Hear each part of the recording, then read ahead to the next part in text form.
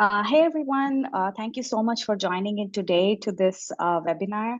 I'm Bhuvana and I have Leo and Natasha today who are all a part of the SFB National Student Chapter, and we are hosting the webinar on how to host a successful student chapter at your university. Can you go to the next slide?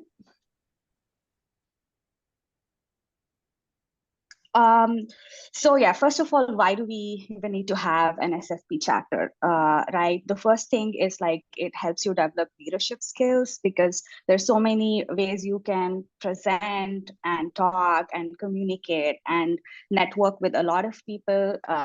SFP is a great community. If you've ever been to SFP, the annual meetings, great people. You get to meet a lot of people who are in the field and doing different types of work if you want to expand your network. And we could also, can you next? We are also here to promote the SFP mission. And next slide.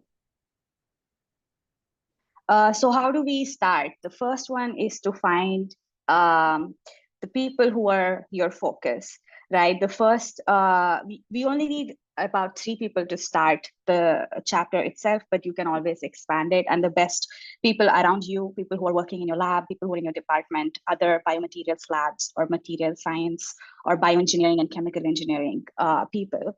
And you also need one faculty member who's going to be your advisor and who has been an active member of the society to be able to guide you or to be your mentor at your university to start the chapter. And then next. So you also would need to gather some documents. The first one is to have like a constitution that agrees with the National Student section objective. You can find all of this on the SFB website, and you probably will find kind of examples or like how to build up on the constitution as well.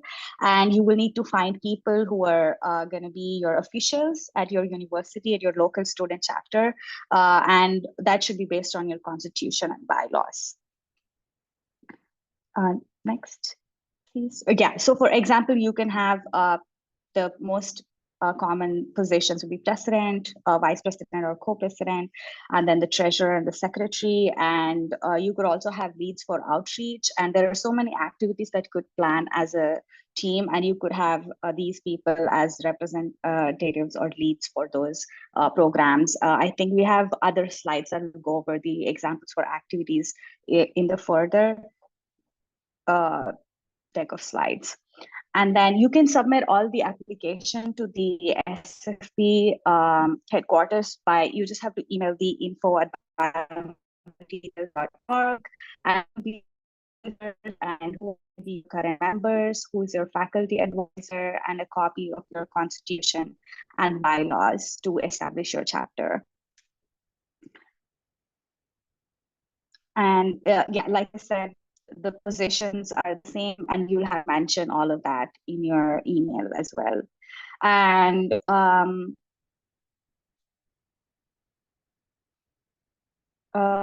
and then the National Student Chapter objectives and goals. The first one is to encourage the development, dissemination, integration, and utilization of knowledge in biomaterials. It's also to promote student research and education in biomaterials and related disciplines, and to promote the advancement of biomaterials research and education in its related aspects. Although it's says biomaterials, I would say it's a very diverse group of people. There are different type of people who are doing different kinds of research, material scientists, chemical engineers, and it's a very active and fun group to be a part of. So we would encourage you to come and see what are the activities that are there, and you could be a part of them as a local student chapter and also participate at the annual meetings and regional meetings.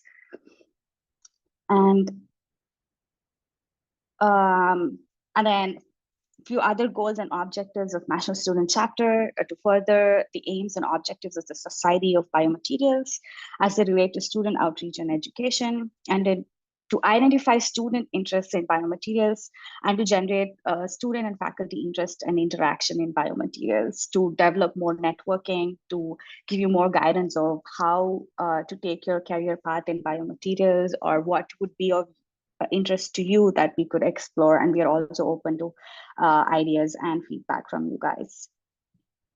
And yes, also research opportunities are to aid students to find better or efficient research opportunities. And I think the next slide will be, I'm gonna let Natasha take over from here.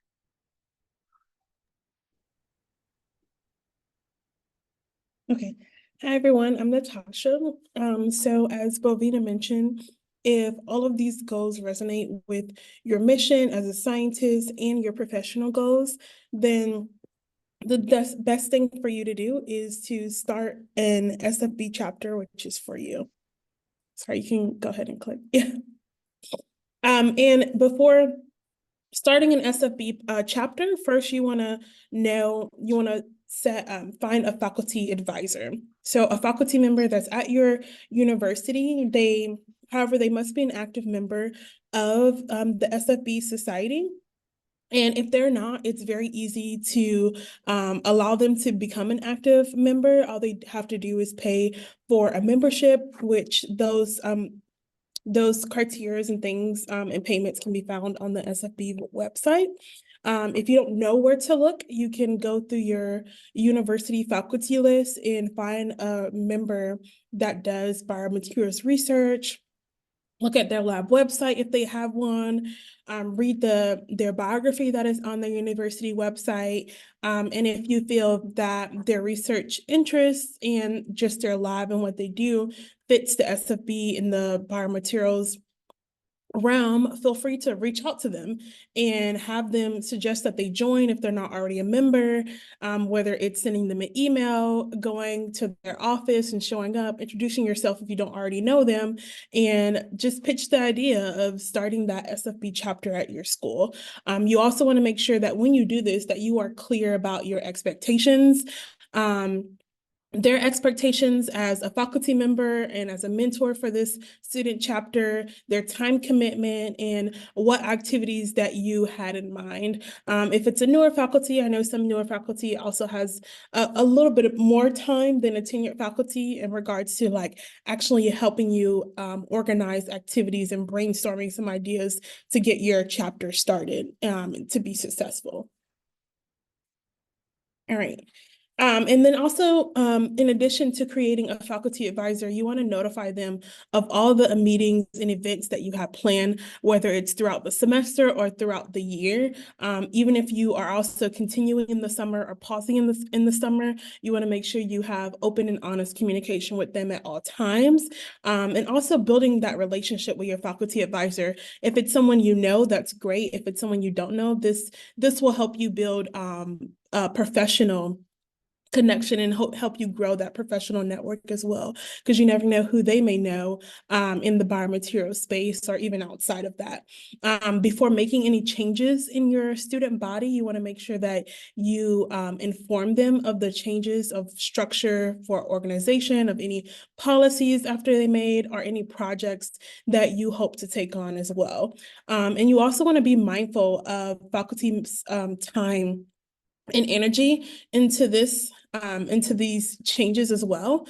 Even though, maybe some changes that you make, you may not need their time or energy, but you want to make sure that you're able to openly communicate that with them. All right, and then some ideas for setting up activities for your SFB chapter could be partnering with other student organizations on your campus, whether that be Swing, SHIP, or NSBE, or BMES, or Engineers Without Borders. For those of you that don't know, it's like Society for Women Engineers, Society for Hispanic also engineers, and Society for Black engineers, and then BMES as a whole, which is the Biomedical Engineering Society. Even other organizations on your campus. I know different universities operate different. So even if they're not within those national organizations that we named before, but if they're just smaller or starting getting up, maybe partnering with them or even outreach activities as well, or you can get in touch of like touring biomedical startups or companies, especially if you're in a location where it is biotech heavy. That would be of interest for both undergrad and graduate students within your SFB chapter. Or if it's also just doing simple lab tours, so touring labs that are in the biomaterials realm to get to know what type of research each biomaterial lab does, and also hosting discussion panels, both within academia, but also within industry, planning more professional career-oriented programs as well. And then some more activities is hosting a network social from local biomedical companies, again, giving lab tours for both undergraduate and graduate students who are interested in research, and having some social fun activities like bowling, coffee time, coffee or tea chats, maybe even hosting like a bake sale, or having like a bakery or doing like an outreach activity, or even competitions. I know the national student chapter of SFB typically has some competition ideas that go on. So maybe getting your chapter involved into those national competitions that take place as well. And then some more activities could be some mentorship events. So maybe that what that may look like is partnering a grad student or undergrad with a faculty mentor. So having that one-on-one where they meet semester, just once or twice a semester, to get advice as far as like research progress or just professional development, whatever that may look like for you. And also organizing journal clubs, so having people present their research and taking turns on rotation for students to present their research, having faculty members have a grant brewing session, so that way students are exposed to what it looks like to create a grant that is for the NIH or the NSF. Also having discussions about articles or just certain topics of energy in certain topics of interest, and also the big thing, what's in industry. So like maybe even bridging that gap between academia and industry topics. And then some fundraising activities could look like having a student work day, where students may be hired by faculty and staff to do various activities around academic and research and other related work. Also have sales and fundraising events. So earlier I mentioned like having a bake sale. So turning that social activity into something where you can fund and make fundraise and make money for your organization. So maybe the social activity is like baking together, and then organizing a bake sale after that. Having holiday events, recycling, volunteering with Habitat for Humanity, and having a canned food drive as well could be something for fundraising that could be of interest. And something that isn't on the slide is, depending on your university, you may have what we call a CIO, where you can form your SFB chapter and create a CIO at your university. And that could be another way where you can get money from your university.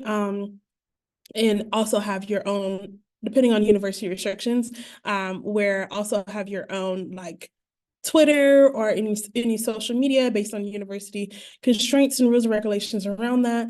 But typically when you become CIO status, that also is another form of way to get money to host like biomaterials day and things like that that you want to do to form that biomaterials community. And then taking into account all of these ideas, with getting a mentor, you may be wondering, okay, what do I do next?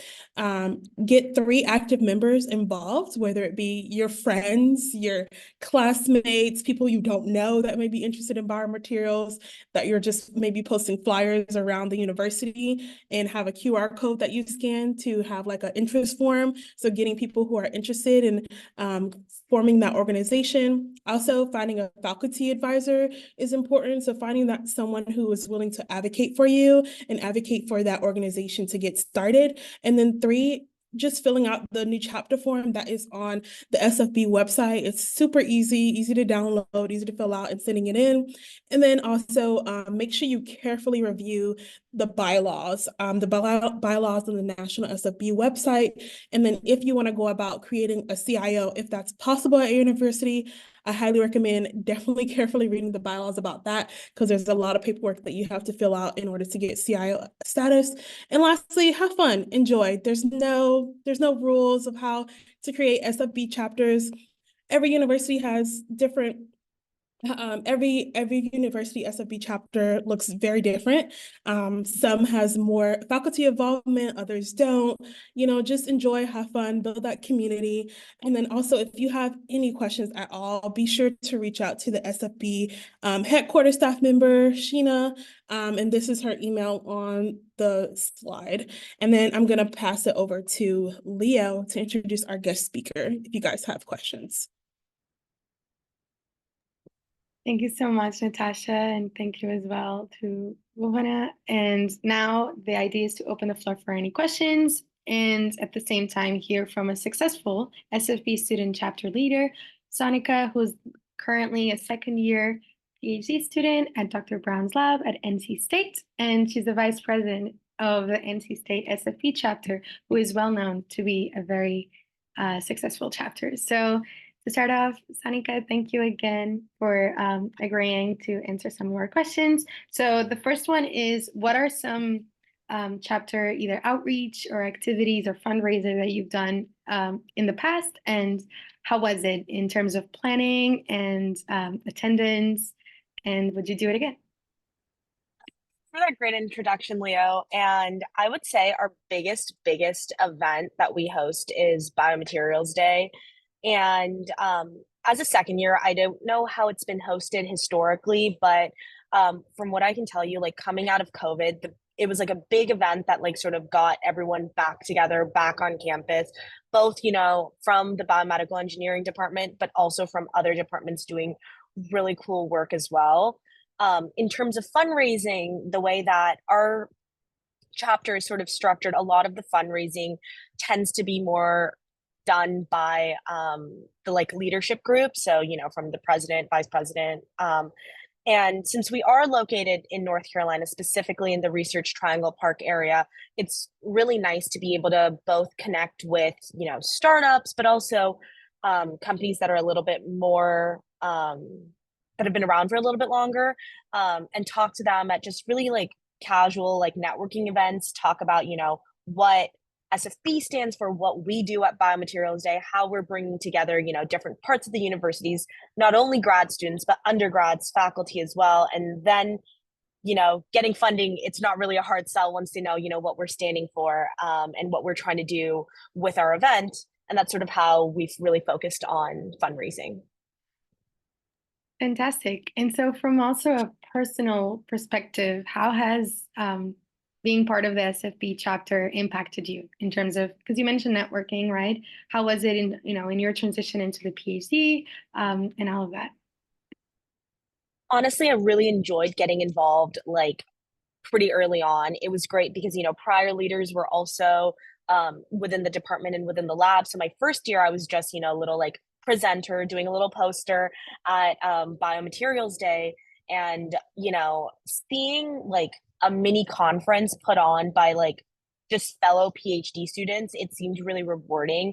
And to see that, like, they had brought in, faculty from other campuses and other universities to speak. And we had, keynote speakers, an industry panel, a poster competition, and you get like all the back end aspects of like planning, a bigger event like that and coordinating and, building your network, which was something that was really important for me coming in with like really no prior experience into what having a PhD in biomedical engineering means. So I was really excited to like expand my network in that regard. And that's been probably the biggest like and most rewarding part of being involved on like the leadership side of things.